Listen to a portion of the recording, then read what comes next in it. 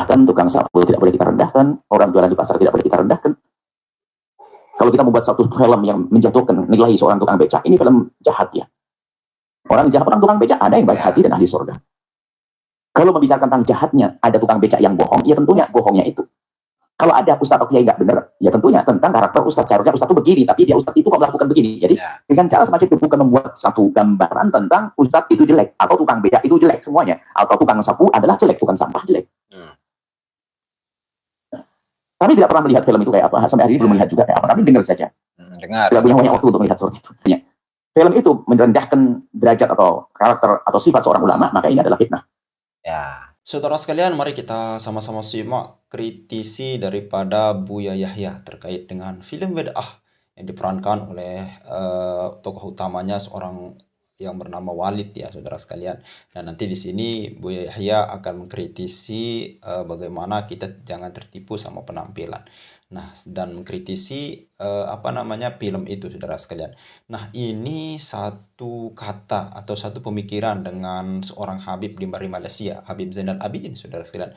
Kok bisa seorang Buya Yahya dan para habaib ini satu pemikiran mengkritisi daripada film dari Bid'ah itu, saudara sekalian. Padahal film itu bagus, mengajarkan kita bagaimana jangan tertipu dengan penampilan, saudara sekalian.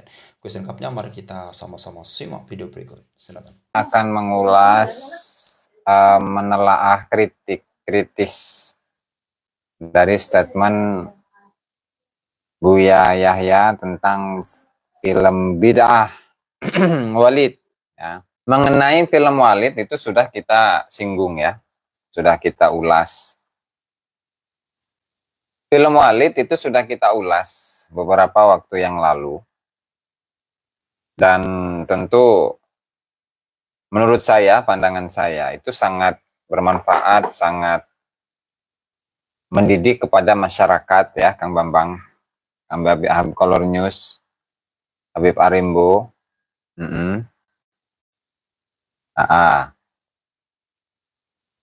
Jadi itu merupakan sebuah film yang memang bertujuan agar masyarakat, siapapun itulah, umat Islam lah secara umum, itu tidak tertipu oleh casing. Ya, si Habib Ratu Bagus, Habib Pasir Tarim, Habib Markeso. Siap. Oh ya, siap, boleh. Habib Rosli. Tentu tujuannya itu adalah untuk mendidik umat Islam, agar umat Islam itu tidak tertipu oleh casing. Segala macam, Beb, adik, Tiara, Deng. Ketika seseorang itu casingnya bagus,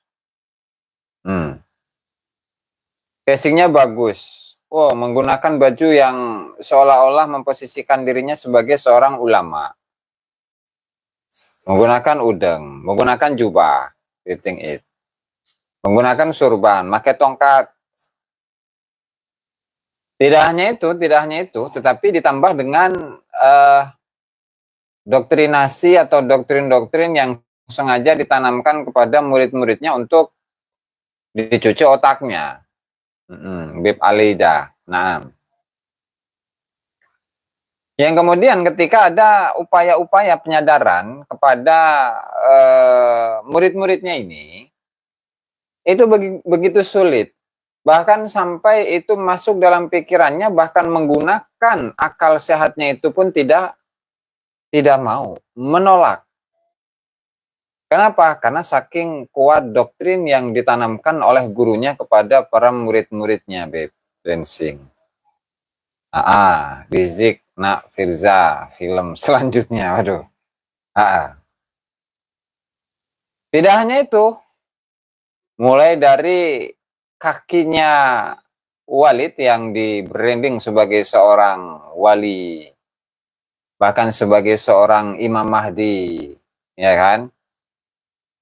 Kemudian Walid ini pun segala sesuatu itu akan mengait-ngaitkannya dengan Rasulullah Shallallahu Alaihi Wasallam, bermimpi ketemu dengan Rasulullah Shallallahu Alaihi Wasallam. tentu ketika seorang murid itu tidak menggunakan akal sehatnya, tidak menggunakan keilmuan, dia itu akan mudah ikut begitu saja, sehingga ketika diingatkan oleh orang lain itu akan apa namanya? Akan menerimanya dan sulit untuk mematahkan doktrin yang sudah ditanamkan oleh gurunya kepada dirinya. Kemudian apa namanya, mengenai tarekat juga. Ngantuk tak? Enggak, Beb. Mengenai tarekat yang apa namanya, segala sesuatu itu mengatasnamakan tarekat. Bahkan Walid nak Dewi boleh. Ada gitu juga sampai menjadi bahan apa namanya, guyonan itu oleh teman-teman ya. Berdua-duaan dengan itu, dengan perempuan yang bukan mahram. Nah, kemudian ada pernikahan siri. Waduh, nikah siri itu. Pak Rezi menunggu kedatangan imam. Ya, lah. Nah, seperti itu contohnya kan. Seperti siapa namanya, Dr. Ar-Razi Hashim yang mungkin 2 atau 3 tahun yang lalu itu menyatakan bahwa gurunya itu adalah Imam Mahdi, kalau nggak salah seperti itu ya. Kalau nggak salah ya, mohon maaf kalau salah, ini diluruskan. Nikah Daud ya.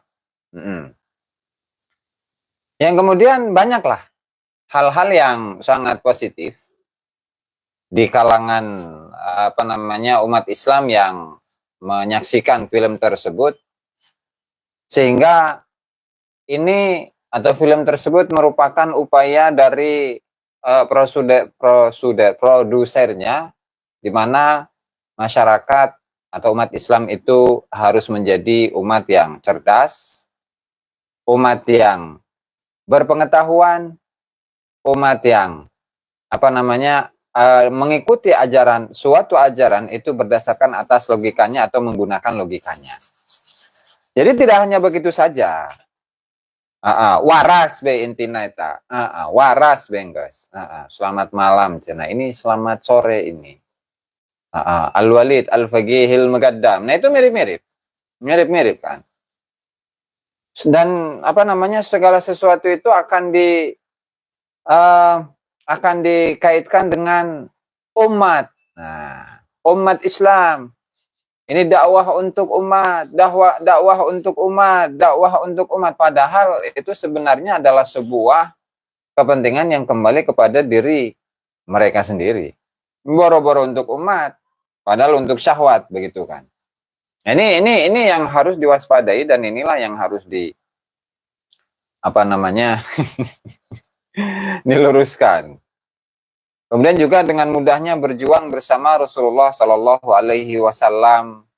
Ya, pokoknya segala sesuatu itu mengatasnamakan agama aja, kepentingan agama. Padahal pada ujungnya itu adalah untuk kepentingan pribadi, untuk kepentingan sendiri. Begitu. Ini ngeri sebenarnya, ngeri. Ya, subhanallah. Nah, boleh Beb Kavin. Jadi banyaklah. Nah, sehingga ketika ada tokoh-tokoh yang merasa tersinggung dengan adanya film bid'ah Walid, justru kita curiga sebenarnya ada apa. Toh itu merupakan upaya-upaya untuk memberikan pemahaman kepada masyarakat, dan agar masyarakat itu menjadi masyarakat yang waras, benggas. Gampang kan? Untuk kepentingan penuh dan mangan. Naam. Nah, begitu. Sehingga tadi ya ada beberapa tokoh-tokoh yang beberapa waktu lalu sudah kita ulas. Misalkan seperti Habib siapa itu? Ali Zainal Abidin Al-Hamid kalau tidak salah ya, yang dia itu tinggalnya di Malaysia. Tapi sepertinya itu aslinya orang Indonesia itu. Tersinggung. Tersinggung. Lalu kenapa tersinggung? Itu kan upaya-upaya untuk penyadaran kepada masyarakat. Upaya-upaya agar masyarakat itu sadar, waras. Agar masyarakat itu memiliki pengetahuan, dan selektif dalam memilih tokoh-tokoh yang patut untuk dijadikan sebagai suri tauladan. Begitu sebenarnya. Dan jangan mau dibogo-bogoin, begitu ya.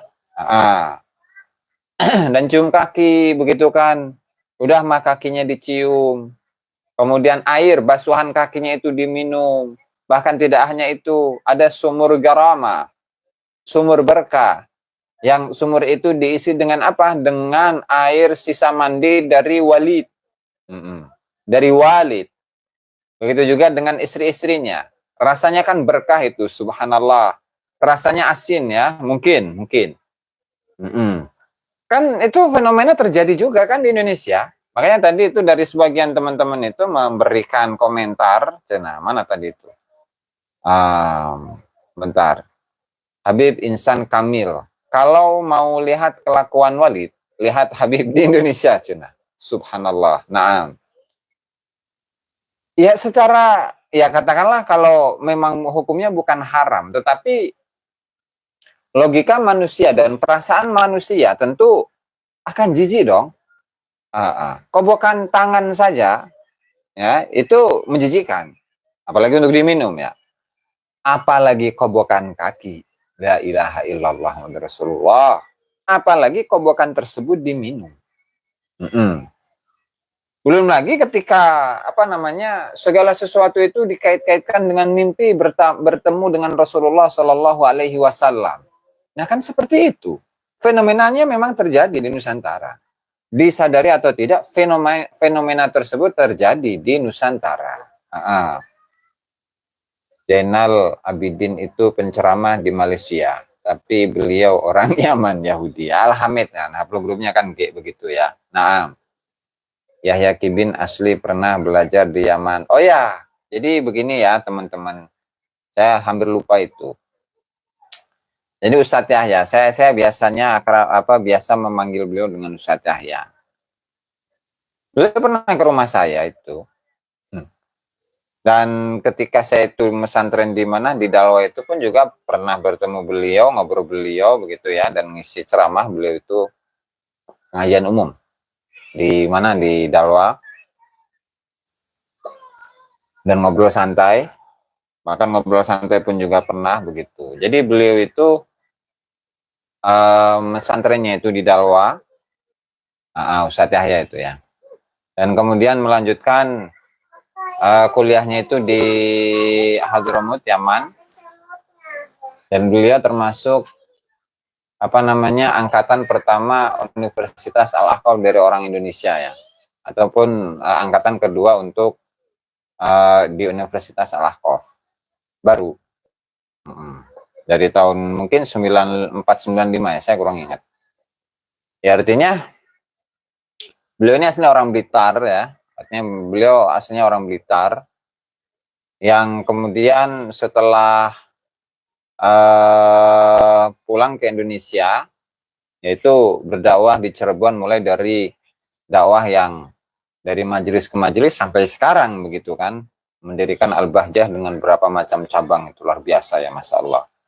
Itu sekilas mengenai Ustadz Yahya itu. Dan saya tidak memiliki kebencian. Satu alma mater sama saya itu, baik di Dalwa ataupun di Al-Ahqaf ya, di Yaman, di Hadramut. Kemudian di sini bukan dalam rangka untuk mengkritisi habis-habisan begitu ya, enggak, pada beliau ini. Ya karena memang jawaban untuk tanggapan Ustadz Yahya ya terhadap film bid'ah itu nggak jelas. Kenapa nggak jelas? Ya karena memang tidak bisa memastikan, karena tidak nonton film bid'ah ini dari awal sampai akhir, sehingga kalau dikaitkan dengan kaidah usul fikih ya, al-hukmu far'un an tasawwurihi, di mana menghukumi sesuatu itu merupakan cabang dari penggambarannya terlebih dahulu. Belum nonton intinya. Artinya ketika seseorang itu belum bisa memahami secara betul, mengetahui secara betul tentang film bid'ah dari awal sampai akhir, bagaimana perjalanannya, Belum nonton. Bagaimana dia bisa memberikan hukum? Ya tentu kan nggak bisa. Nah sehingga jawaban yang akan disampaikan itu yang ngambang. Gitu, ngambang. Kalau begini itu begini, kalau begitu itu begitu. Kalau begini hukumnya itu begini. Kalau begitu hukumnya itu begitu. Nantilah kita simak bersama-sama ya. Mungkin Bin tolong absen dulu. Tadi sudah ada tuh satu itu Rizik Cebol. Nah, 6 jam durasi. Justru eta lah be patroli. Ya, betul ya. Bib Haikal Sulaiman. Cuman ya.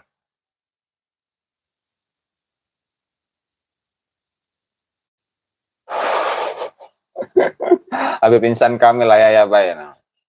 Kalau nggak ada orang Indonesia dan Malaysia, makam di Hadramut sepi penziarah. Subhanallah. Naam, Buya Yahya, Ustadz Yahya, Lautan Ilmu. Naam. Apalagi ini nih. Habib Usman bin Yahya Antek Belanda. Yang laginya Pak. Waalaikumsalam warahmatullahi Habib Usman. Naam. Kaif halukum ya Habibana. Usman bin Yahya Antek Belanda. Lanjut ya. Orang baik, dia akan selalu merindukan kebaikan. Maka jika membuat sesuatu, tentu sesuatu yang akan bermanfaat. Itu orang baik. Tapi kalau memang orang itu tidak baik, tidak kerinduan membuat kebaikan, menghadirkan kebaikan, menjadikan orang lain baik, dia akan menjadi orang yang selalu merugikan orang lain. Dan memang dalam dunia kehidupan semacam itu. Jadi ini perbedaan antara orang baik dan orang yang tidak baik ya. Kalau orang yang baik itu akan melakukan segala sesuatu itu memang atas dasar keinginan yang baik agar orang lain itu menjadi orang baik, begitu ya. Naam, lanjut. Bermacam-macam. Kangkor muncul, Beb. Bajunya bermacam-macam. Bisa seorang pedagang, bisa seorang seniman, bahkan bisa jadi seorang ustadz. Ternyata menjadi ustadz munafik merusak umat dengan gaya pemikiran dan ilmunya ada. Jadi memang bukan orang baik. Sehingga dibalik oleh baginda Nabi SAW, paling baiknya orang yang paling bermanfaat untuk orang lain, kan begitu. Yang hadis itu loh, hadis apa namanya, khairun nas anfa'uhum linnas, sebaik-baik manusia itu adalah yang paling bermanfaat bagi manusia. Nah, Ratu bagus, mencium sandal tenaga. Lanjut. Selagi tidak bermanfaat, ya dia bukan kebaikan dalam hal itu, bukan orang baik dalam sisi itu. Dia pun mungkin punya kebaikan yang lainnya. Kalau itu membuka karakter, artinya menjadikan orang merendahkan ulama. Kok ulama? Tukang becak. Jadi saya bertanya-tanya, sebenarnya ulama itu punya seragam atau enggak itu? Benar. Saya punya pertanyaan itu. Beblencai ya. Saya nggak kaget. Beblencai. Saya nggak kaget. Karena saya sering melihat kan di mana itu, di video-video. Kalau langsung sih nggak pernah melihat beliau itu joget ya. Dan kalau di pesantren mana itu Dalwa itu kan baik yang Habib atau non Habib. Nah itu yang bisa Zafin ya Zafin gitu. Kalau enggak ya enggak. Kalau saya nggak bisa itu, serius saya nggak bisa. Sehingga tadi pertanyaan saya ya, bocoran dalam polemik nasab ini. Ustadz Yahya menegaskan pada kibinnya agar jangan ikut-ikutan komen. Ya, karena saya juga bukan kibinnya sehingga tetap komen ya Biping It ya. Nah, oh ya itu lincah sudah fasih begitulah. Ibarat kalau ucapan itu fasih. Serius saya nggak bisa itu Bib Gofur. Nah, bahkan diajari itu dulu diajari itu sama teman saya itu dari kalangan Habib. Oh nggak bisa. Jadi tadi ulama itu sebenarnya apa? Kemudian yang kedua itu ulama itu apakah ada seragamnya? Begitu. Ya. Ulama itu apa? Dan ulama itu apakah punya seragam? Nah, itu pertanyaannya. Kalau setahu saya yang namanya ulama innama yakhsyallaha min ibadihil ulama. Terus dijelasin juga itu sama Mbah Dawi itu dengan mengutip sebuah ayat Al-Qur'an itu apa itu alladzina hum muttaqun itu tuh. Aduh. Ayatnya coba kita cari dulu.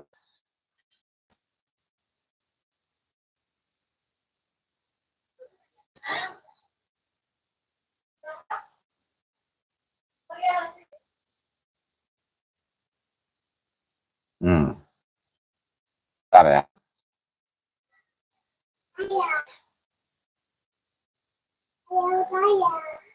Belum. Mana itu? Zinahum ulama ya. Bentar. Itu ada penjelasannya itu. Ada penjelasannya Mbah Dowi itu ya. Udah ini aja lah. Innama yakhshallaha min ibadihil ulama. Innama yakhshallaha min ibadihil ulama. Sungguhnya yang hanya takut atau ulama itu adalah para hamba-hambanya Allah Subhanahu wa ta'ala yang takut kepada Allah. Ulama itu adalah para hamba-hambanya Allah Subhanahu wa ta'ala yang hanya takut kepada Allah Subhanahu wa ta'ala. Begitu. Itu ulama. Terus ada yang lain lagi itu walibasut taqwa khair. Itu. Coba kita buka hadisnya ya. Walibasut taqwa.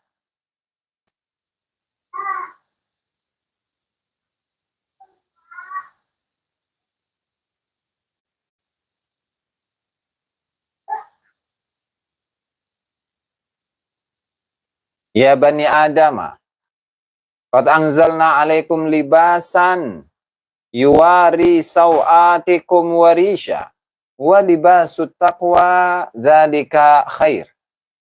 Hai anak Adam, sesungguhnya kami telah menurunkan kepadamu suatu pakaian untuk menutup auratmu, aurat kalian. Dan pakaian perhiasan. Walibasut taqwa, dan sementara pakaian ketakwaan dzalika khairun, itu adalah sebaik-baiknya ketakwaan. Artinya namanya pakaian itu hanya sekedar penutup aurat, karena manusia itu pada hakikatnya ya sebaik bagusnya baju, sebaik-baiknya baju. Nah itu tujuannya adalah untuk menutup aurat.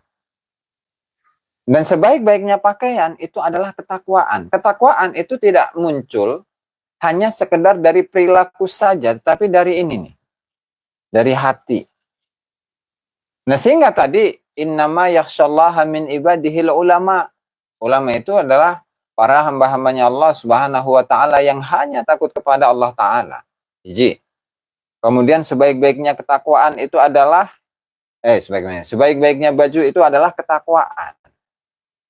Nah sehingga ulama itu sebenarnya nggak punya seragam, nggak punya baju.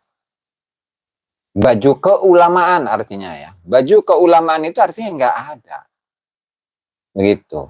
Sehingga bukan berarti ketika seseorang itu dia memiliki ilmu yang tinggi di sisi Allah Ta'ala, memiliki kedekatan yang tinggi di sisi Allah Ta'ala. Perbuatannya baik, ibadahnya luar biasa, dan seterusnya. Tapi hanya menggunakan kaos, hanya menggunakan sarung kaos biasa, nggak pakai daster, nggak pakai sorban, nggak pakai jubah, nggak pakai udeng, nggak pakai tongkat. Lalu apakah kemudian dia tidak bisa masuk dalam kategori ulama? Kan nggak gitu juga. Kita tentu bisa melihat misalkan ulama-ulama kita nih. Dulu Mbah Kiai Haji Ahmad Muhammad Sahal Mahfud. Kemudian ada yang sekarang-sekarang lah. Kiai Haji Said Akil Sirot.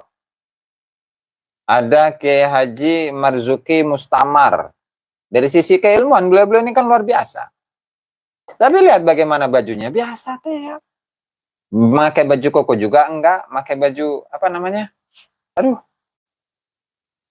saya jadi lupa itu. Pakai peci hitam. Pakai baju batik kadang. Sederhana. Pakai sorban pun seadanya. Begitu yang enggak bagus-bagus, enggak keren-keren. Apakah lalu kemudian ketika mereka menggunakan baju-baju seperti itu, apakah kita tidak menyebut mereka sebagai ulama? Kan enggak juga. Nah artinya ulama itu yang enggak memiliki seragam, enggak memiliki baju yang khusus. Makanya kenapa Abuya Muhtadi itu ketika mengeluarkan statement al-ulama warasatul anbiya la habaib. Ya tujuannya seperti itu. Agar orang-orang ini jangan tertipu oleh casing. Juga kita lihat bagaimana Abu Yamuh tadi ketika pakai baju biasa aja, sederhana teh ya. Nggak yang pakai udeng, nggak pakai jubah, nggak pakai imamah, nggak pakai surban. Abuya itu ya kalau di Banten itu bebon-bon. Itu adalah ulama sepuh. Ulama yang jelas keilmuannya itu mumpuni, tinggi. Dari sisi kerohaniannya, ibadahnya komo ya apalagi. Dan diakui oleh ulama-ulama besar. Itu kalau Buya. Nah, kalau memaknai Buya atau Abuya, Buya itu artinya bapak aing, bapak saya. Bapak aing, mau Abuya kek, mau Buya. Nah, itu artinya bapak aing karena namanya.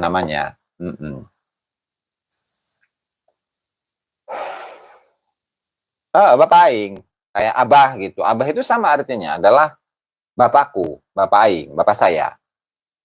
Cuman huruf di sini di Banten itu biasa menggunakan panggilan Abuya ketika seseorang itu memiliki keilmuan yang tinggi, kerohanian yang tinggi, ya, wara apalagi, dan dia diakui oleh ulama-ulama. Begitu. Kalau Abuya. Kita lihat bagaimana Abu Yamuh tadi itu pakaiannya, bajunya biasa baik. Ini kita lihat ya, kita lihat. Coba kita perlihatkan.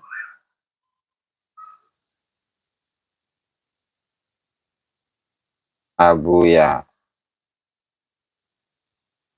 Tadi. Nah, kita lihat. Ya. Nih. Ini Wikipedia nih. Tuh, biasa aja kan? Tuh. Biasa aja, nggak pakai udang. Nggak pakai jubah, nggak pakai tongkat. Biasa aja. Dan yang beri gelar biasanya masyarakat. Yang diberi gelar itu kriteria dari seorang ulama yang seperti itu. Dan dia tidak mengatakan memanggil dirinya sendiri dengan Buya. Seperti kemarin, video kemarin itu kan ketika beliau kembali lagi mengkritisi statement yang disampaikan oleh Rizik Syihab yang ngajak perang itu kan. Oh, saya Haji Muhtadi. Nomor telepon saya ini. Ini ya. Karena kita mendengar dari sononya itu al ulama warasatul anbiya.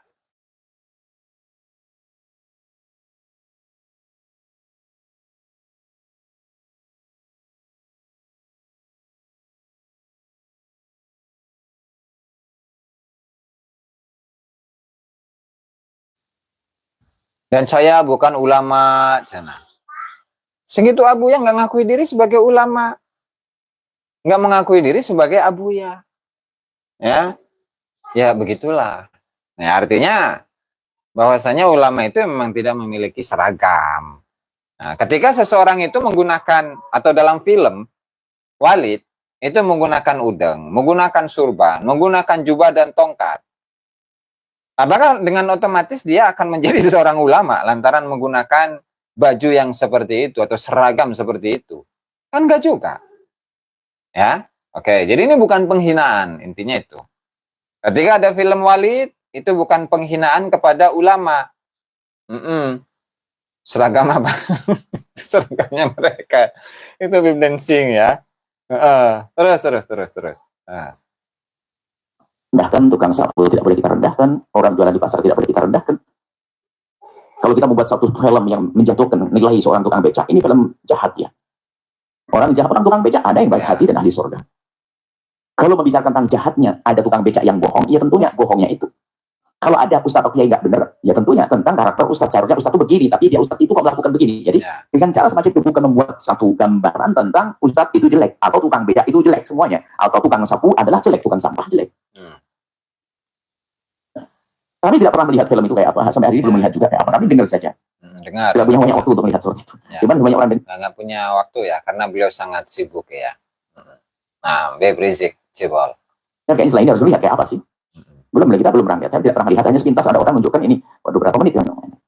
Duduk sama saudara yang beriman saja. Kita tidak punya banyak waktu kalau harus baca. Dengar film-film begini, lihat film. Wah, kok sia-sia amat waktunya. Cuma di saat ditanyakan begini, kita perlu tahu untuk membaca. Yang jelas kalau seandainya film itu merendahkan derajat atau karakter atau sifat seorang ulama, maka ini adalah fitnah. Ya, kalau itu adalah merendahkan kepada ulama, ya maka itu adalah fitnah, Cina. Ya, tadi kita ulas kan, siapa saja Abu yang dukung Kiai Imad. Oh, Abu yang Muhtadi jelas itu. Abu yang Muhtadi ya. Abu yang Muhtadi satu cukup lah. Jadi bukan merendahkan ulama, tetapi justru memberikan penyadaran kepada masyarakat agar masyarakat itu pada waras, tidak terdoktrin oleh orang-orang yang selalu mengatasnamakan Allah, Rasulullah atau agama Islam, begitu. Terus itu fitnah.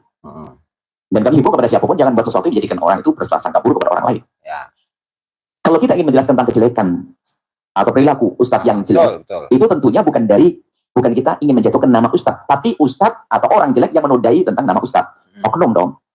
Oknum. Seperti kemarin ditanyakan ada ustadz cabul, ustadz koruptor, ustadz ngambil duit masjid, ustadz makan duit pondok, yaitu ustadz palsu kan. Ini Palsu, jadi jangan dianggap ustadz semuanya jelek. Kalau kita ingin bicara tentang polisi yang jelek, jangan bukan polisi semuanya jelek dong. Tapi kalau kita buat sebuah film yang akan menjadikan rakyat tidak percaya dengan polisi, tidak salah itu. Beda. Kalau polisi itu kan punya seragamnya sendiri. Polisi punya seragamnya, topinya pun khusus, harus pakai sepatu, warnanya pun beda, celananya pun beda, kan begitu. Beda. Kalau ulama gimana? Kan kalau polisi itu kan ada seragam khusus. Kalau tentara TNI begitu ada seragam khusus. Kalaulah seseorang itu misalkan dalam membuat film kemudian menggunakan satu seragam, baik itu polisi ataupun TNI, dan merendahkan, menghinakan, itu beda.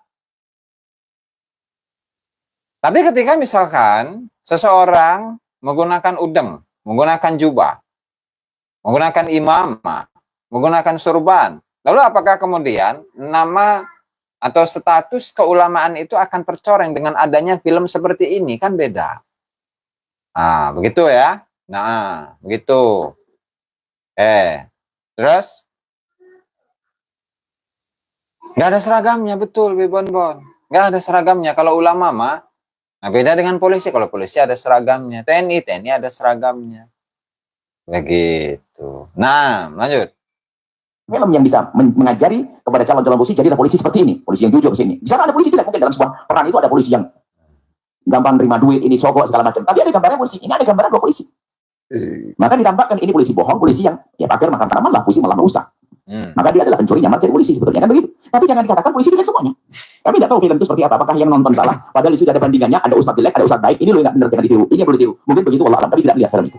Kalau ceritanya semacam itu bukan bunuh karakter, saya tidak tahu. Betul, kita belum tahu betul. Kan bisa jadi ada tentang ustadz. Di sini ada ustadz dalam film yang sama. Ada ustadz yang nggak benar, ustadz iwa, cowal perempuan, ustadz ngambil duit masjid, kayak ini, korupsi. Ini ustadz yang jelek jangan ditiru. Tapi ada bandingannya, ustadz yang baik. Ini loh yang kita tiru. Itu mungkin kalau begitu bukan bunuh karakter.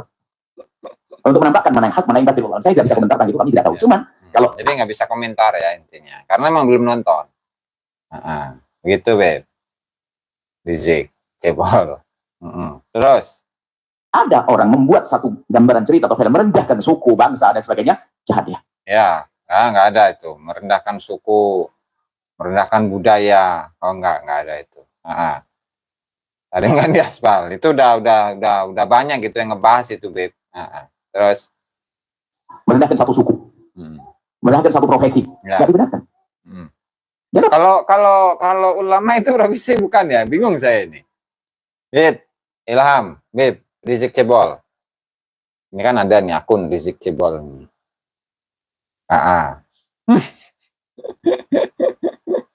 Ulama itu profesi bukan ya? Bingung saya, bingung. Gimana? Apakah ulama itu profesi? Sementara tadi didefinisikan di dalam Al-Quran ya, innama yakhsyallaha min ibadihil ulama, innama yakhsyallaha min ibadihil ulama, gitu. Masa ulama profesinya? Justru itu kan. Karena ulama itu bukan profesi, ya nggak punya seragam dong. Begitu kan? Kalau ulama itu profesi, ada sertifikatnya, Cina. Pertegas sistem pengupahan. Nah, eta lah, Bib Hadi Tumojo. Nah, lanjut. Bisa melakukan itu. Ya. Nggak akan bisa. Apalagi membuat sebuah film. Film nggak dibuat sehari seperti ngomong spontan. Enggak. Ada perencanaan, ada naskah yang ditulis. Kemudian di balik naskah itu kan ada ide-ide yang mau dihadirkan apa. Kan enggak. Kemudian prosesnya nggak gampang. Intinya kalau dukun bukan ulama. Ya dukun lah. Ulama mah ulama. Terus penceramah ya penceramah, bukan ulama. Kan gitu. Sehingga dalam dunia perfilman pun kita, orang Islam harus pakai dalam dunia perfilman. Ada referensi tentunya dalam membuat film. Film itu adalah referensinya harus dilaporkan kepada orang yang mengerti tentang hukum bukan sekali dua kali. Awal sebelum pembuatannya, dari naskahnya, dari cara pembuatannya dan sebagainya. Setelah jadi disodorkan kembali sudah layak atau belum, harus begitu dong prosesnya. Referensi di saat sebelum atau namanya marja itu istilahnya dikoreksi bahasa sederhananya oleh orang yang mengerti ahlinya tentang saya ingin membuat film tentang Islam. Oke. Ini loh alur ceritanya, cepat ceritanya seperti ini. Kemudian naskahnya semacam ini, dilihat benar atau tidak, isinya seperti apa. Kemudian setelah itu pembuatannya juga biarpun Islami kayak apa, pembuatannya melanggar syariat itu betul-betul main film murni. Tentang laki kemahruman. Kemudian setelah jadi diperlihatkan kembali. Jangan ada potong yang kurang dan sebagainya. Ada peran-peran yang tidak layak dan sebagainya. Setelah itu dikeluarkan, baru dahsyat semacam itu. Dan membuat film hebat itu tidak harus jorok, tidak harus melanggar syariat.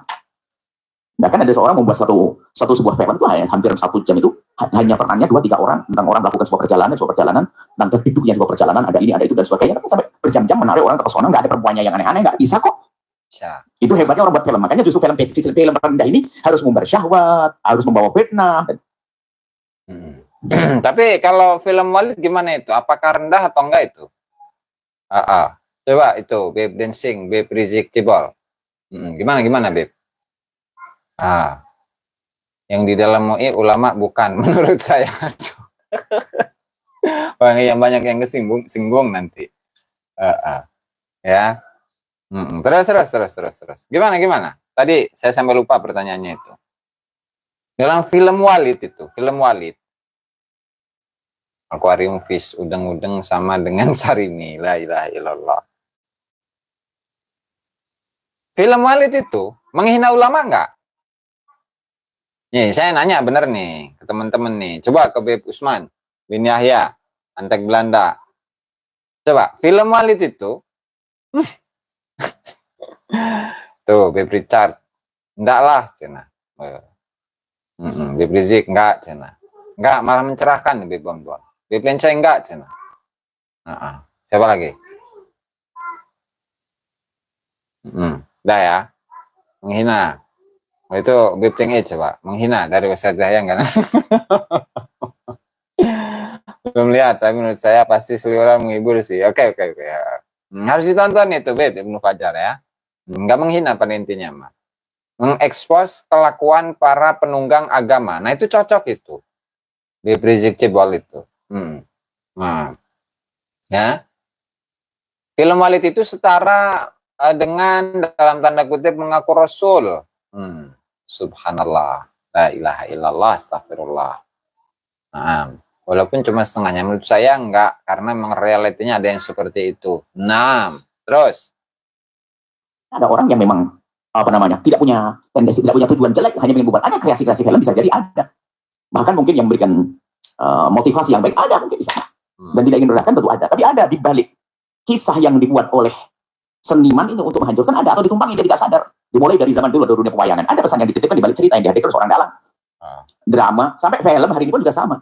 Ada pesan tentunya yang harus dibawa di balik itu semuanya. Kesimpulannya adalah apapun bentuknya, mulai dari dunia pewayangan, kemudian drama, teater segala macam itu sampai dunia perfilman, kalau ternyata itu merendahkan kemanusiaan, suku manusia adalah bukan sebuah film yang baik.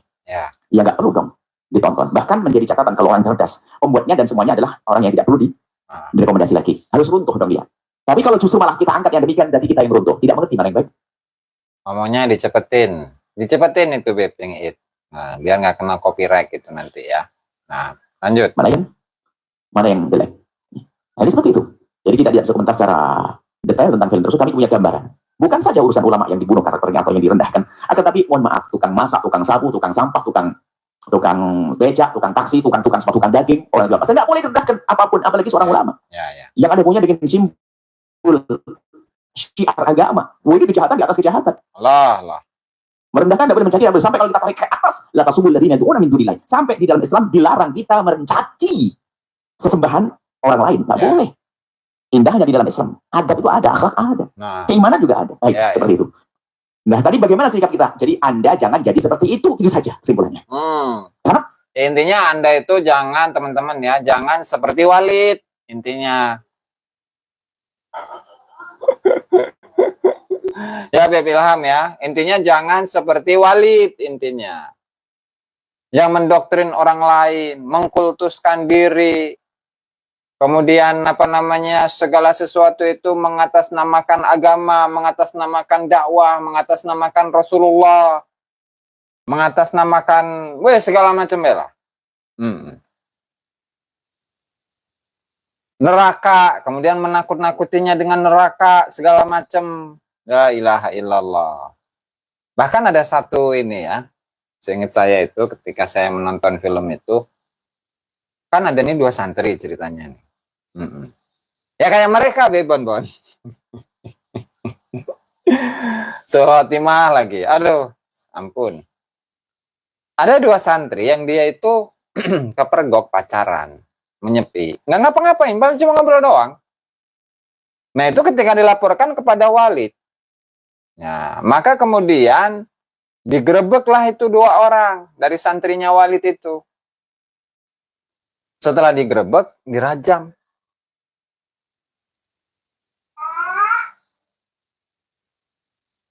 Setelah digerebek, dirajam, pakai batu. Nah, berarti ini kan tidak sesuai dengan syariat Islam itu sendiri. Padahal proses, nih kalau kita mengkaji dalam fikih ya, di mana seorang perempuan atau laki-laki yang ketahuan zina, itu harus ada 4 saksi. Di mana masing-masing dari 4 saksi itu melihat alat kelamin dari laki-laki itu masuk ke alat kelaminnya perempuan seperti masuknya la ilaha illallah, benang ke dalam jarum, lubang jarum. Nah, kan ini berat sebenarnya. Apalagi cuman kelihatan atau kepergok pacaran saja. Ya, seperti inilah, tutup pulpen dengan pulpennya, begitulah. Tuh, nyelup. Baru. Dan itu pun yang mengeksekusinya itu harus dari kalangan pemerintah. Dan bukan pesantren seperti itu. Kalau katakanlah itu sebagai pesantren. Nah, ini nih berarti kan pemahaman dalam agamanya salah itu, salah. Nggak sesuai. Nah, begitu teman-teman. Terus yang kita lihat di seluruh dunia yang mengaplikasikan hukum rajam itu siapa?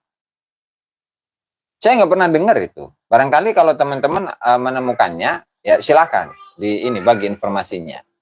Ya Beb Samsul Komar. Nah, anak kepada Walid Ran marah. Nah. Gitu. La ilaha illallah. Lanjut kesimpulannya ya. Kesimpulannya jangan sampai niru Walid.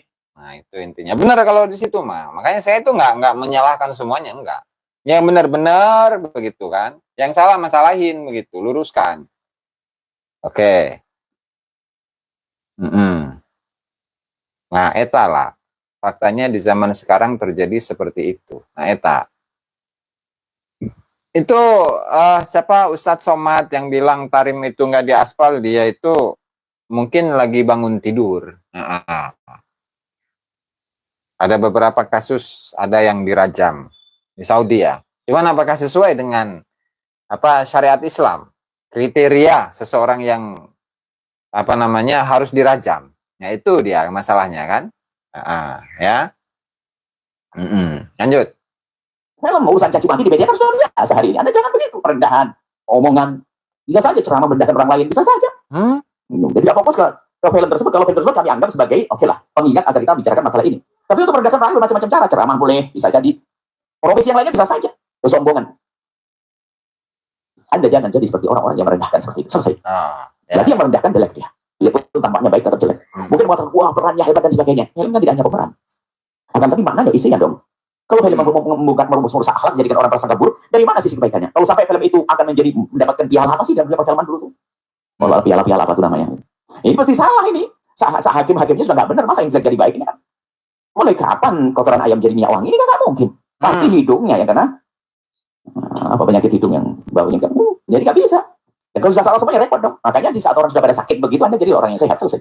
Sehat jangan biasa punya ungkapan, punya kreasi. Makanya ketika dalam film tersebut menggambarkan orang-orang yang sakit, nalarnya, pemikirannya, agamanya, otaknya, maka Anda itu jangan sampai seperti itu. Baik Walid ataupun murid-muridnya itu kan sakit tuh, otaknya, agamanya. Maka teman-teman itu jangan sampai seperti itu. Aduh, pencet lagi ini. Ya. Piala apa sih dalam perfilman dulu tuh? Kalau piala baunya kan, jadi nggak bisa. Kalau sudah salah semuanya repot dong. Makanya di saat orang sudah pada sakit begitu, Anda jadi orang yang sehat, selesai. Sehat jangan biasa punya ungkapan, punya kreasi, punya karya, punya tulisan yang menjadikan merendahkan orang lain, tidak boleh. Itu saja, jangan sampaikan Allah. Nah, tuh teman-teman ya. La ilaha illallah Muhammad Rasulullah, astagfirullah, astagfirullah, astagfirullah. Nah, mungkin ada pertanyaan dari teman-teman, barangkali bisa dibahas di sini. Tadi ya ada sedikit pertanyaan itu dari siapa namanya, Bapak Habib Rizik Sihab di sini. Itu bagaimana dengan Ustaz Somad yang menyatakan bahwasannya jalan-jalan atau semua jalan yang ada di Tarim itu tidak diaspal. Tidak diaspal. Karena apa? Karena jalan yang ada di Tarim itu adalah jalan-jalan atau tanahnya itu mendapatkan keberkahan dari para wali-wali Allah. Sehingga untuk menutupi, atau bukan untuk menutupi, sehingga ketika diaspal bangun jalannya, tentu akan menutupi keberkahan dari tanah tersebut. Itu kalau Tarim. Siap, Bang Ahmad Wafi ya. Makanya Ustaz Somad itu nggak tahu ya, ketika menyampaikan seperti itu beliau baru bangun tidur atau bagaimana itu, kurang jelas. Tapi ketika saya itu ada di Tarim, misalkan seperti di pasar ya, kalau di pasar itu kan daerahnya ini, atau di lingkungan Masjid Jami Tarim. Siap, Pak Ahmad Wafi, siap. Itu ya, tanah-tanah yang di sekeliling Masjid Jami itu pakai apa ya, batu, seingat saya itu batu. Ya, yang kemudian apa namanya ini dengan semen, pelekatnya dilekatkan dengan semen, jadi susunan batu begitu dulu. Nggak tahu kalau sekarang sudah dibangun menjadi halus, nggak tahu itu dari tahun 2008 sampai tahun 2014. Dan sebagian jalan itu seperti itu, dan sebagian itu ada yang kalau perkampungan itu memang tidak dibangun, dan sebagian diaspal. Tapi kalau dicor enggak, kayaknya dicor.